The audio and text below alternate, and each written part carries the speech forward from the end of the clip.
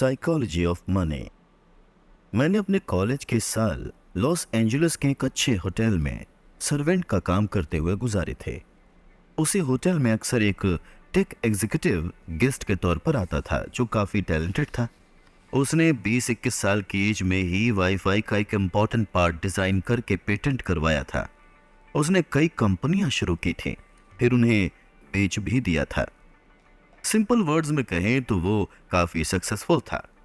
पैसे के साथ उसका जो रिलेशन था उसे मैं इनसिक्योरिटी और बच्चों की तरह की जाने वाली बेवकूफ़ी का कॉम्बिनेशन कहूँगा।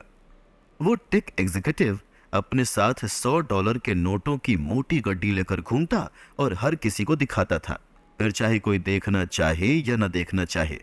वो जब नशे में धुत होता तब बिना किसी बात के ही अपने पैसे का रौब दिखाता और अपनी अमीरी बताता था।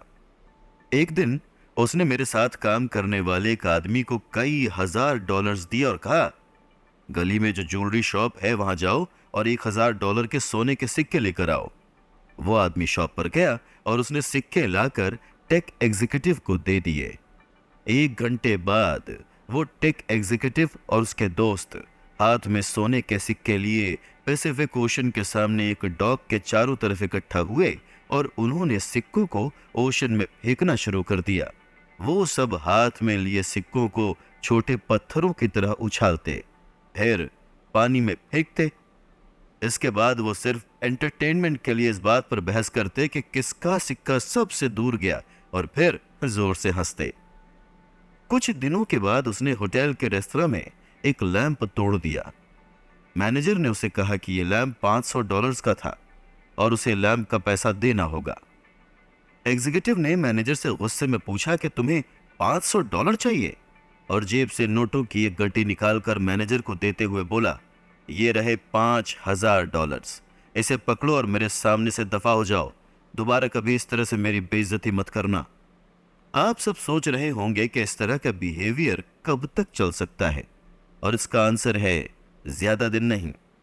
कई सालों बाद मुझे पता लगा कि वो टेक एग्जीक्यूटिव बैंकरप्ट हो गया। ये किताब इस बारे में है कि आप पैसों के मामले में कितना अच्छा मैनेजमेंट करते हैं। ये इस चीज पर कम डिपेंड करता है कि आप कितने इंटेलिजेंट हैं और इस बात पर ज्यादा कि आपका बिहेवियर कैसा है। और जो इंटेलिजेंट है उन्हें भी अच्छा बिहेवियर सिखाना भी बहुत टफ काम है। एक टैलेंटेड इंसान जो अपनी फीलिंग्स और बिहेवियर पर कंट्रोल नहीं कर पाता, उसके केस में बहुत चांस है कि वो एक दिन फाइनेंशियल क्राइसिस से गुजरेगा, और उसके उलट जो फीलिंग्स और बिहेवियर पर कंट्रोल कर लेता है वो बहुत ही रेयर केस में फाइनेंशियल क्राइसिस से गुजरेगा। ऐसे में एक नॉर्मल इंसान जिसे फाइनेंशियल समझ ज्यादा नहीं है, ज्यादा टैलेंटेड नहीं है, वो भी अमीर हो सकता है। उसके लिए उसे बस कुछ प्रैक्टिकल और सोशल स्किल्स की जरूरत होती है।